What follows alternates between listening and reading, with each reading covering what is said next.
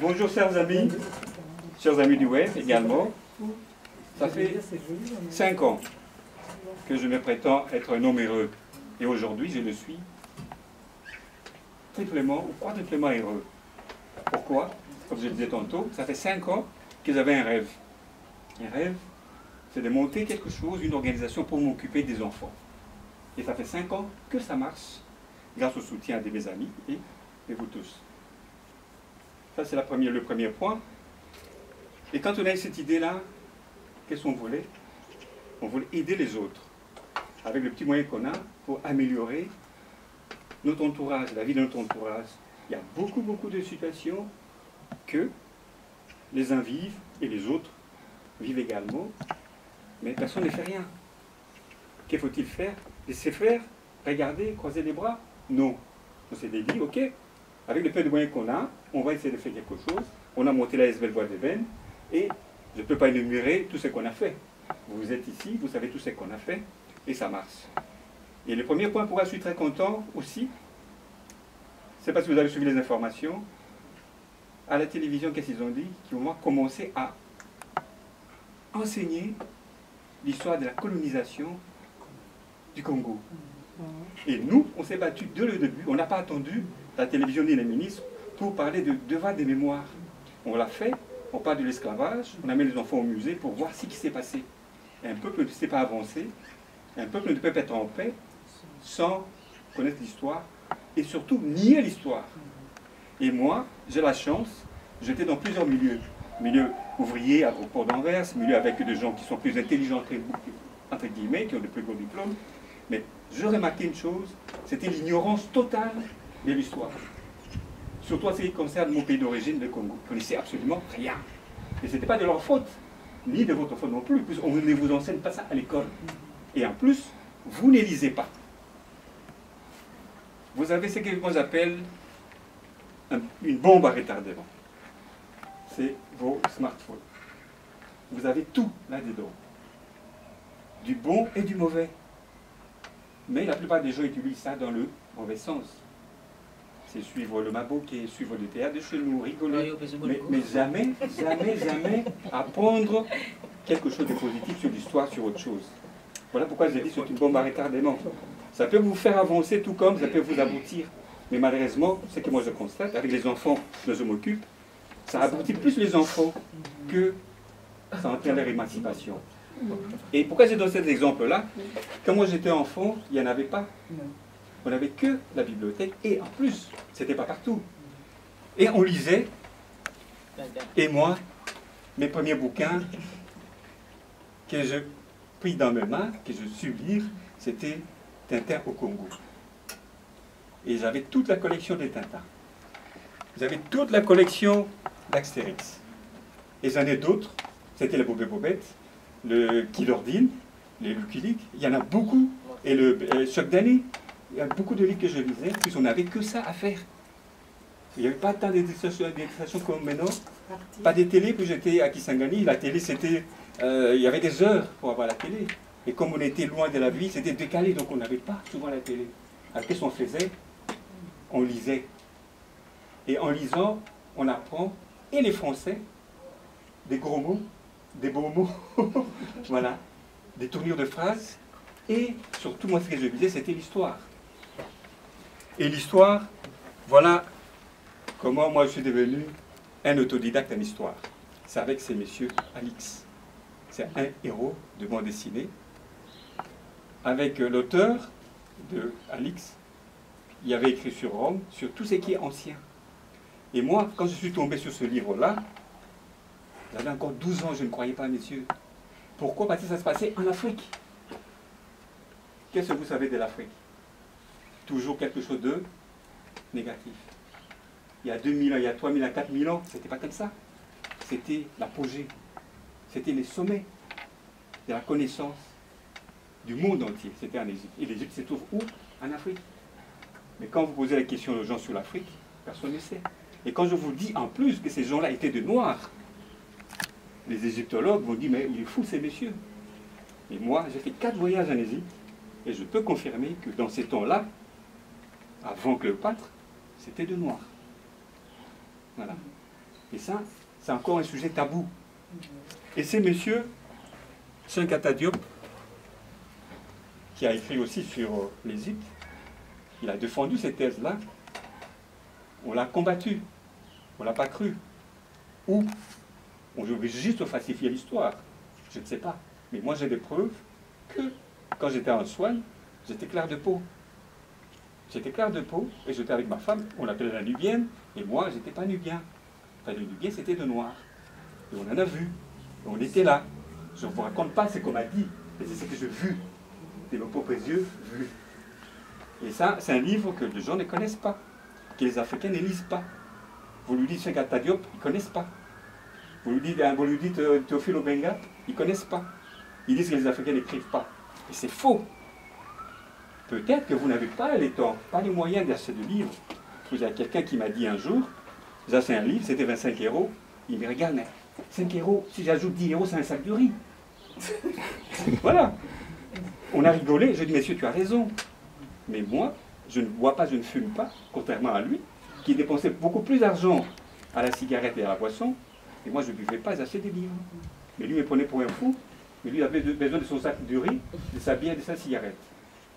Je ne le juge pas, juste un constat. Voilà. Et que ces gens ont compris après en Égypte, on vous parle de livres de mort.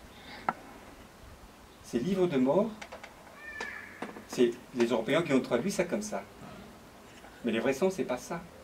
Il y a des passages que la Bible a utilisés, a copiés dans les anciens écrits égyptiens. De tout ce qu'on vous dit, vous êtes libre de croire. Mais moi, je me porte en faux. Il y a beaucoup d'inepties dans ce qu'on nous a raconté. Et je peux commencer, je donne l'exemple d'une triade, par exemple. Il y avait plusieurs triades dans plusieurs villes en Égypte. C'était le père, la mère et le fils. Il y avait le père, les dieux Osiris, la mère Isis et le fils Horus. Ça faisait une trinité. Et maintenant, que font les Européens avec les catholiques et la Bible? Le Père, le Fils et le Saint-Esprit. Je ne connais pas que ça vient, d'où vient le Saint-Esprit. Si vous parlez de la mère, du Père, du Fils, je comprends. Et là, pourquoi ils ont parlé de la mère? Parce que vous allez voir une femme égyptienne qui avait le pouvoir aussi.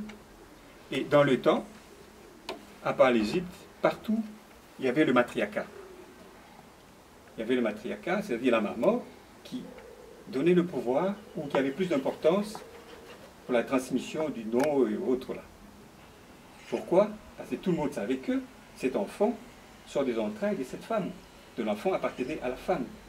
Et voilà pourquoi je suis encore content d'être un oncle, comme appelle tonton Léopold. Je suis content parce que j'ai beaucoup de dames qui se reconnaissent en moi comme étant leur frère et moi comme étant que je suis leur sœur. Ils sont mes sœurs, on est liés. Voilà. Donc il y a la notion que nous a flouée de patriarcat, c'est contraire à la tradition africaine. Beaucoup de pays africains, ou de beaucoup de peuples africains, la transmission se faisait du côté de la mère, et non du papa. Ok? Mais on ne le sait plus. Et je donnais cet exemple encore de l'Égypte, c'est ce que j'ai retenu là-bas. Qui peut voir, qui peut me dire ce qu'il peut voir sur le front? C'est quoi? Mais il n'y a pas que les serpents.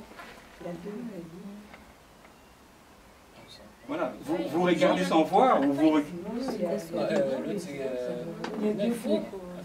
Voilà, si on m'a fait bien zoomer,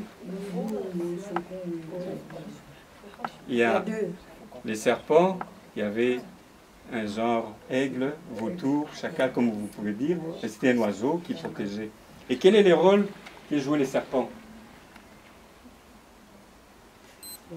Si vous regardez, c'est un pharaon parce qu'il porte une barbe. Quand vous voyez une statuette égyptienne avec une barbe, ça c'est un homme. Et là, il n'y en a pas. Et les femmes n'étaient protégées que par les serpents, mais le roi ou l'homme, le mâle, avait et le vautour. Et moi, pour la protection. Et moi, je mis ma peau de serpent. Pourquoi j'ai mis la peau de serpent? Parce que dans la région de ma mère, les gens vénéraient les serpents. Les serpents, c'était un animal qui protégeait et les habitants et les villages. Et avec les serpents, on pouvait soigner les blessures ou les morsures d'autres serpents avec le venin. Donc les serpents étaient utilisés comme médicaments, si je peux dire, avec son venin. Et il y a la graisse qu'on les fabriquait, qu'on transformait en huile. On pouvait guérir les eczémas, les blessures, autre chose. Et en plus, faire pousser les cheveux. Parce que les femmes avaient beaucoup de cheveux, une longue chevelure. Voilà. Et là, je passe aux chevelures africaines avec des tresses. Donc les filles africaines avaient beaucoup de tresses. Et c'était naturel. Et ça, pourquoi j'aborde ces sujets-là? J'ai parlé de long en large. Hein. Pourquoi j'aborde ces sujets? Parce que dans ce livre, c'est écrit par un autre Africain, Serge Bill, qui n'est pas connu, malheureusement. Bah, moi, je le connais, hein, beaucoup de gens qui le connaissent, mais la plupart d'Africains ne le connaissent pas. Il est d'origine ivoirienne, historien, il a écrit beaucoup de livres. Et là, il a fait une étude sociologique. Blanchissez-moi ces nègres. Tous Voilà. ces nègres. Et qu'est-ce qui se passait? Oh, non, non, c'est pas grave, blanchissez-moi tous ces nègres, c'est à vous de voir. Il a écrit Voilà. tous ces nègres. Pourquoi? Il s'est basé sur le comportement, une étude sociologique, en Afrique et aux Antilles. Pourquoi les jeunes filles ou les jeunes dames préféraient des hommes clairs de peau? C'est les séquelles de l'esclavage. Il fallait se ressembler aux maîtres, les maîtres qui étaient blancs. Toutes les filles voulaient avoir le maître comme homme pour monter l'échelon social, pour avoir des enfants plus beaux. Parce que le noir n'était pas assez beau. À force d'attendre, hé, toi, c'est un nègre. Voilà, il s'est rabaissé, il s'est senti rabaissé. Et c'est un peu subconscient. Dans le subconscient, les filles se sont mis à ressembler aux blancs par les cheveux et par la peau. C'est décape la peau. Malheureusement, ça c'est une étude qui date de 2010, je crois. Les livres ont été écrits en 2010, mais le phénomène date de il y a longtemps. Est-ce que c'est fini? Non. Ça continue. Ça continue malgré les avis de nos scientifiques à l'heure actuelle, blancs ou noirs, malgré les avis des parents. Beaucoup de jeunes continuent encore à se blanchir la peau et défausser les cheveux. Quels sont les dégâts qui s'entraînent quand vous mettez des produits chimiques sur vos têtes? Quand vous mettez des décapants sur, je me suis du mot, avec des hydroquinones pour blanchir vos peaux, qu'est-ce que ça entraîne? Vous êtes libre de le faire, mais vous savez que ce n'est pas bon. Ou vous ne le savez pas, mais vous allez payer les séquelles après. Ok? Mais là, nous, on enseigne ça aux enfants. Écoutez, il y a ça, il y a ça, il y a ça. Qu'est-ce que vous devez faire? Ok? Voilà. Et en Égypte, il y avait encore beaucoup de choses. On vous parle du roi Soleil. Nous, on connaît le roi Soleil, c'est Louis XIV. Mais cette histoire date de plus de 4000 ans avant lui. Il y avait beaucoup de rois, de noirs. Et dans ces livres, on énumère tous les pharaons qui sont venus avant ce que nous on connaît. L'histoire qu'on nous raconte, ça commence à une date, et pourtant, ils ont pris que la tête ou le milieu, mais pas la queue. Et moi, j'essaie de remonter à la queue, c'est-à-dire la source, voir l'origine, c'était comment. Et c'est pas dans un esprit de vengeance, non, c'est juste connaître l'histoire. Quand on connaît l'histoire, on rigole, on trouve qu'on nous ment, qu'on nous trompe, et on aura un autre esprit. Ok? Si je vous pose une question, vous les jeunes, si on vous traite de bamboula, vous serez fâchés? Ben oui. Oui, pourquoi? Parce que je suis pas. Mais qu'est-ce que ça veut dire bamboula? Ça dépend. Chez moi, au Gabon, ça veut dire être personne qui aime traîner dehors, qui n'est pas stable en fait. C'est ça bamboula? Ouais. Oui. Chez nous, au Gabon. Chez vous au Gabon, c'est comme ça. Voilà, ça je ne connaissais pas. Et vous, bamboula c'est quoi? Qui connaissez l'expression de bamboula? Voilà. Et si on vous dit vous êtes des bougnoules, qu'est-ce que ça veut dire bougnoul? Voilà, c'est quoi? C'est un peu comme si c'était un rigolo, non? Voilà. On ne connaît pas l'essence, on ne connaît pas le mot. On utilise des mots sans le savoir. Bamboula, ça veut dire autre chose, bougnou, ça veut dire autre chose. Oui, c'est les Arabes qui disent ça. Non, non, mais c'est ça, je vais vous donner un exemple. Quand vous dites bougnou, qu'est-ce que ça veut dire? Ouais, c'est un arabe. Et pourquoi tu es fâché si l'arabe? Pourquoi tu es fâché si l'arabe? Oh, ça veut dire arabe? Ça veut dire arabe? Oui, je ne sais pas, c'est elle qui dit. Mais Je non, pose la mais non, question. oui, parce que Bougnoul. bougnoul, parce que les métis, par exemple, quand on dit hein, un métis, on lui dit bougnoul, il ressemble au Marocain, par exemple. Il se fâche, hein, il dit ça va, moi je suis pas bougnoul, hein, c'est quoi ça? Il va dire, moi je suis, par exemple, mon papa c'est un Congolais, ou bien, tu vois, et il va expliquer parce que ça l'énerve. Ça énerve qu'il soit bougnoul. Voilà. Voilà. Et on va se battre pour ça. Voilà. Il y a des gens qui se battent pour ça. Juste parce qu'ils ne connaissent pas les mots. Et tout ça, ça nous amène à une chose. Cynthia, viens. Cynthia va venir. Cynthia va nous lire à haute voix. Bon, qu'est-ce que tu lis? C'est quoi? En français et en néerlandais. Tina, viens. Oui, oui, tu lis à haute voix.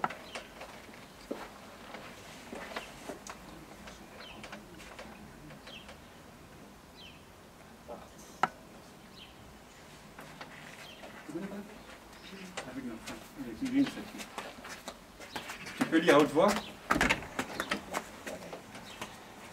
10 269 euros et 12 centimes. Vous avez compris? Qui peut répéter? 200. 200 combien? 69. 69 et 12 centimes. Oui. 12 centimes. Voilà. Voilà. C'est beaucoup d'argent ou non? C'est bien. Voilà, c'est beaucoup d'argent. Merci Cynthia. Ah non, non, Cynthia, viens. C'est beaucoup d'argent.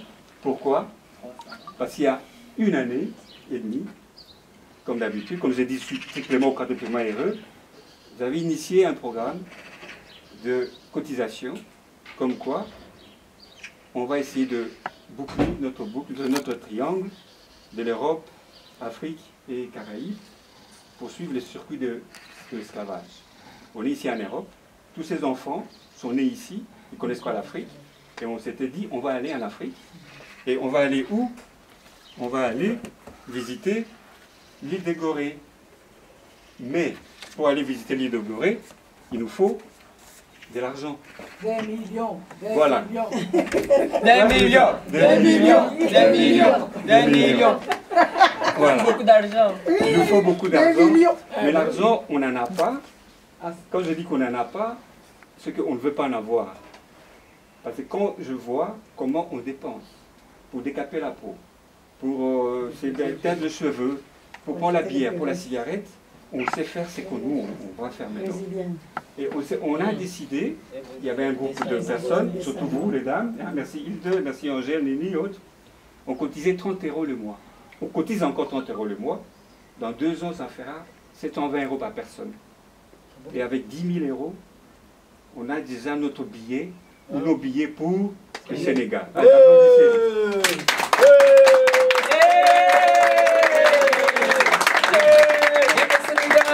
Voilà.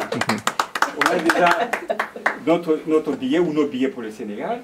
On continue la cotisation parce qu'au Sénégal, on doit loger dans un hôtel. Ah non, vous restez juste à l'aéroport. C'est possible. S'il y a un endroit où on peut rester, oui, on peut visiter. Il faut louer le car, il faut faire des excursions. Et voilà pourquoi on continue nos cotisations. Ok? Donc pour toi, l'année prochaine, sauf Corona, hein, s'il y a encore un malheur, on n'ira pas. Mais je vous certifie qu'on va y aller au mois d'avril. On va encore chercher des dates. À partir du mois de septembre, on va aller à l'agence pour fixer définitivement la date. Et voilà, on va y aller. Merci Cynthia. Inch'Allah. Voilà. Et là, pourquoi j'ai tenu à montrer ça? Parce que j'ai toujours un cœur gros de voir que les Africains, ça je m'excuse, ne comprennent toujours pas. Que cotiser 30 €, on peut faire des grandes choses. Et les gens pensent, on m'a posé la question, et Tonton Léopold, et si tu bouffais cet argent? Oh my God. Voilà, je me suis dit, écoute, j'ai ma conscience. C'est tout. Voilà, si vous faites confiance, ça va. Vous ne faites pas confiance, Tant pis. j'ai ma conscience qui est libre, je ne pourrais pas faire une chose pareille. Oh mais parce que le pasteur, on avait fait ça. Il est où bouffer l'argent? Écoute, je ne suis pas pasteur ni homme de Dieu. Je suis un homme tout court qui veut le progrès de l'humanité, qui veut l'harmonie tout autour de lui. Alors je ne me permettrai jamais, jamais de vous flouer avec 700 € et bouffer votre argent. Voilà pourquoi je tiens le carnet. Tout le membre, les gens qui cotisent peuvent toujours voir où nous en sommes. Ok? Donc, je marque conscience tranquille et je vous demande de m'applaudir encore une fois.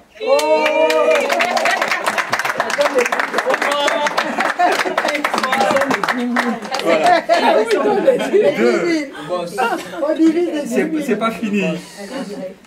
Tu vas nous payer hein, pour les applaudissements. Depuis, je suis encore très... J'ai dit triplement ou quadruplement au compteur, je ne sais plus. Il y a certains parents qui ont commandé des livres. Vous vous souvenez qu'on a parlé de ces livres? Qui se souvient? On en a parlé longuement.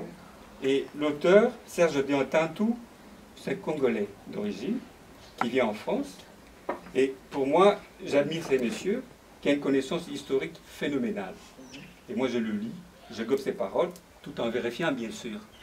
Et là, on apprend beaucoup. Il y a 4 tomes sur l'esclavage. Et il y a encore ces livres qu'on ne trouve nulle part. Et si je vous dis que ces bouquins m'ont coûté 100 €, voilà, rien que ça, ça m'a coûté 100 €. Il était une fois à Gorée, l'histoire racontée à mes enfants. Donc tout Africain, tout enfant doit lire ça. Ok? Voilà. Et il y a des gens qui ont commandé les livres. J'avais dit, si vous voulez, j'ai donné les sites. Vous pouvez commander vous-même. Ou des gens peuvent commander par l'ASBL. Il y a une histoire là. D'accord, il va s'exprimer. Voilà. Et ici, qui avait commandé un livre? C'est lui quand il ira grand. Voilà, je vois ici Tommy. Oui. Tommy, viens prendre ton livre. On m'a aidé à me payer. Voilà. Tommy avait commandé le livre. Voilà Tommy. Et c'est dédicacé par l'auteur à partir de la France. Voilà. Peut-être tu peux lire. Tommy, c'est ce vous souhaitez. Je vous souhaite.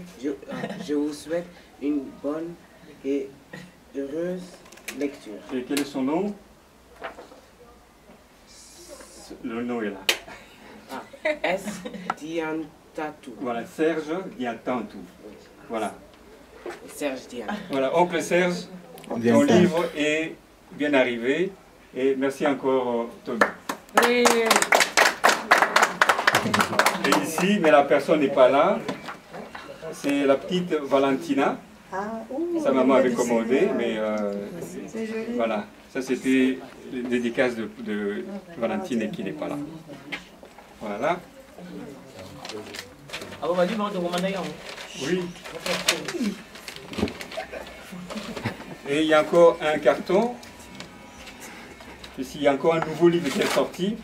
Et là, j'ai commandé pour le compte de l'ASBL. Moi, je n'ai pas encore vu non plus. Voilà. C'est quoi? Colonie des Antilles et de l'océan Indien. C'est deux. Non, non, non, ça c'est l'autre. Voilà, là c'est le nouveau, les derniers numéros. Il parle des Antilles. C'est toujours le Serge là. Oui, c'est toujours lui. Les Noirs qui sont arrivés aux Antilles maintenant, voilà, il parle d'eux, comment ils sont arrivés là et comment ils vivaient. Voilà, et il a été plusieurs fois en Guadeloupe, Martinique, tout. Donc il écrit parce qu'il a attendu, il va vérifier sur place. Et chaque fois qu'il va, il m'envoie des photos, tout. Et moi je le soutiens. Dès qu'il y a un nouveau livre, l'ASBL paye, que vous pouvez emprunter, vous pouvez lire ici.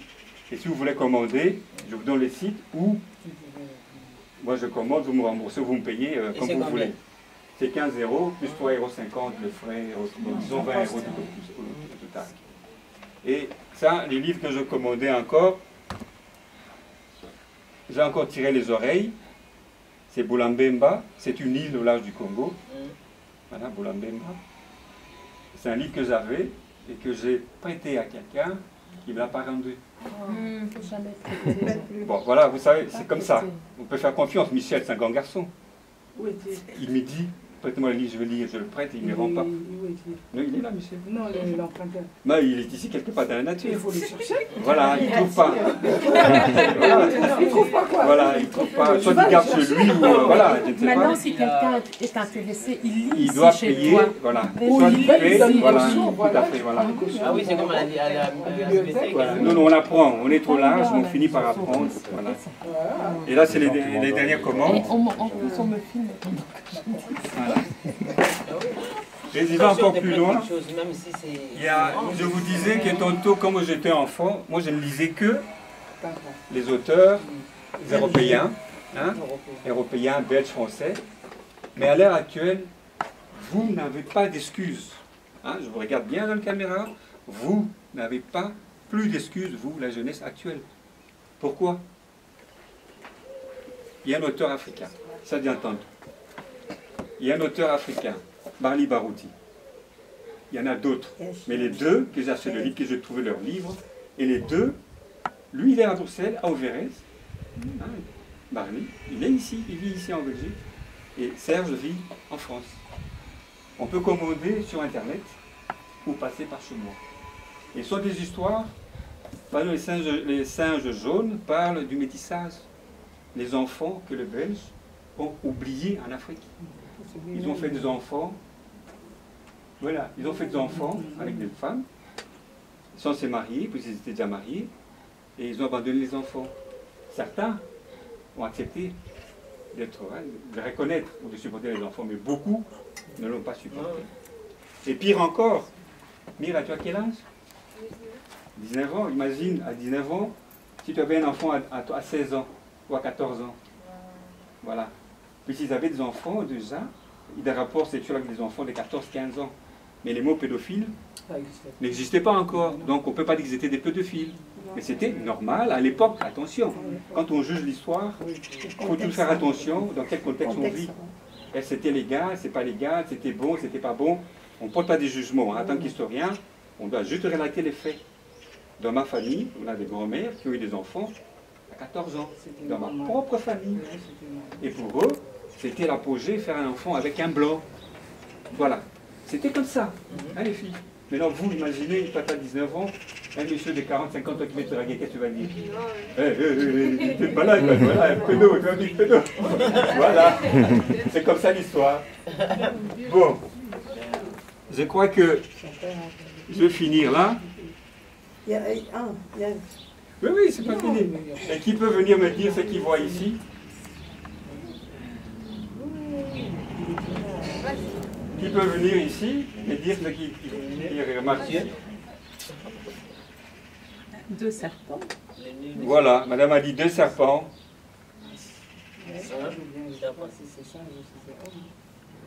Des serpents. Voilà. Pourquoi je vous montre ça? Ici, nous sommes en Égypte, il y a plus de 4000 ans. Ici, nous sommes en Afrique noire, dans le 19e, 18e siècle. Les serpents protégeaient le roi. Et là, les serpents, pour moi, c'est une continuité, ou même, si on comprend bien l'auteur, Cheikh Anta Diop, qui est l'Afrique noire, il était égyptienne, ou l'Égypte était l'Afrique noire, était noir, et ces noirs sont descendus à l'Afrique centrale jusqu'à l'Afrique du Sud. Ils venaient de là. Puis on retrouve le même phénomène, le même modèle d'art et les mêmes symboliques. Vous allez voir, qui connaissait Mobutu? Mobutu? Son chapeau, c'était comment? C'était un peu de léopard. Voilà.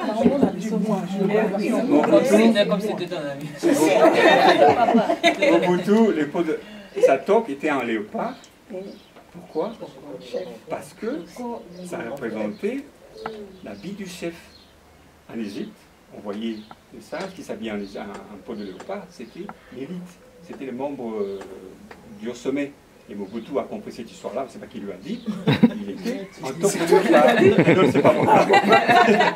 Et maintenant, Mobutu n'est plus là, mais quand vous allez, c'est les Lions, ça c'est les Zoulous en Afrique du Sud, ils sont en lance et en peau de léopard. Voilà, donc la continuité de l'Afrique du Nord, en Égypte, jusqu'à l'Afrique du Sud, il y a la peau de léopard qui va partout. Et là, je ne rentrais pas tous dans le détail. Et c'était fini. Et là, qui peut me décrire ce qu'il voit sur la tête de cette belle dame? Voilà, une coiffe. Voilà. Les tresses. Des tresses. Non, non, rien que la tête. Là, ça m'intéresse parce que Ah, les traits. voilà, c'était sa coupe de cheveux.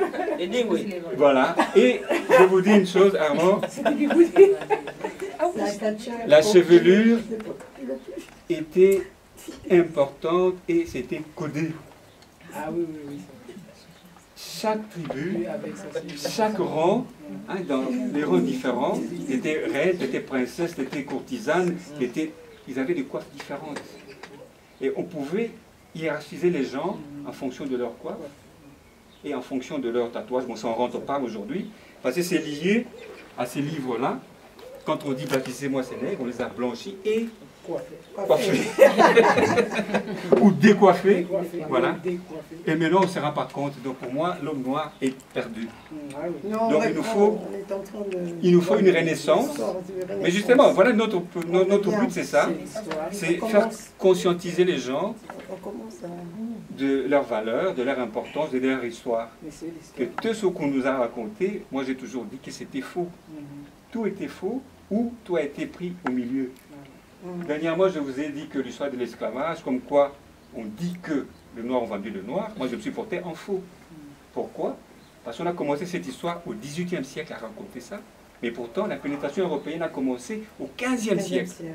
Et il y avait de bagarres, il y avait des luttes, résistance. Les Africains ne sont pas laissés faire, ils sont morts par milliers. Et beaucoup qui étaient attrapés, qui étaient dans le bateau, préféraient sauter dans le bateau ou hors du bateau et mourir dans l'océan. Ils ne savaient même pas nager. Ça, c'était les vrais hommes. Voilà, ils ne voulaient pas.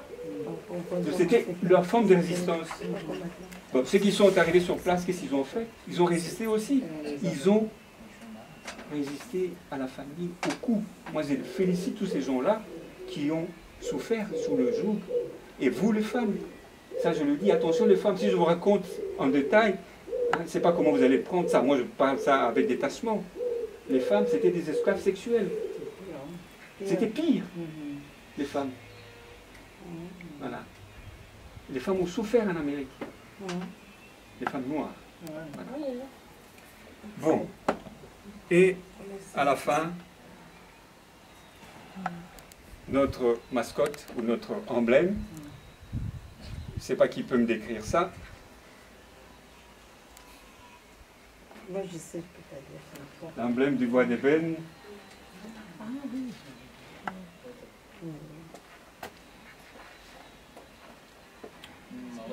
Qui allait son enfant. Une maman qui allait son enfant. Elle vient de Ah non! Elle vient de finir, elle a déposé. Mais là, c'est les interprétations. L'enfant, il habille. Voilà, je vous laisse l'interprétation. Et qu'est-ce que ça vous rappelle, cette image que vous avez connue tous dans la chrétienté? Qu'est-ce que ça vous rappelle? La mère. Voilà, ça vous rappelle Marie avec son enfant, Jésus, qui date d'il y a 2000 ans. Mais cette figurine-là, cette idée-là, date de temps d'Isis et de Russe, il y a plus de 4000 ans, 5000 ans. Et ça, on le retrouve dans la tribu du Mayombe, dans le Bas-Congo. Et pourtant, cette histoire de Russe s'est passée en Égypte.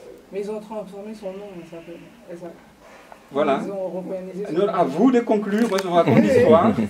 Je vous raconte l'histoire que cette pièce, elle est du 19e siècle. Mais cette idée-là date déjà de plus de 4000 ans Et madame de s'appelait l'Égypte. Madame, en Mayombe, je ne sais pas. Les autres appellent Aïssata, ou voilà. Donc vous Après, pouvez... c'est devenu Marie. Non, non, non, Marie n'existait pas. Non, après, j'ai dit... Oui, mais après, non, là, c'est votre interprétation. Après, c'est votre interprétation. Et pourquoi nous avons fait ça, notre emblème? C'est pour vous dire que moi, j'ai beaucoup de respect envers les femmes, que c'est les femmes qui portent, qui nous portent, et qui font que l'humanité puisse accepter l'offre d'un antiquaire à Bruxelles qui voulait acheter ça. Il m'avait proposé 4000 €. Ça vaut Mais c'est peu, hein. Ça C'est vaut peu. le triple. Il m'avait proposé 4000 €, et moi je me dis, bon, j'ai pas d'argent, les parents ne cotisent pas, qu'est-ce que je dois faire? J'avais accepté. Et la vente devait avoir lieu au mois de juin. Mais avec le coronavirus, la vente n'a pas eu lieu. Et je suis sauvé, pourquoi? L'argent qu'on devait dépenser cette année, je vais les reporter pour l'année prochaine. Donc je n'ai plus besoin de vendre cette pièce. Voilà. Donc vous m'applaudissez, vous applaudissez.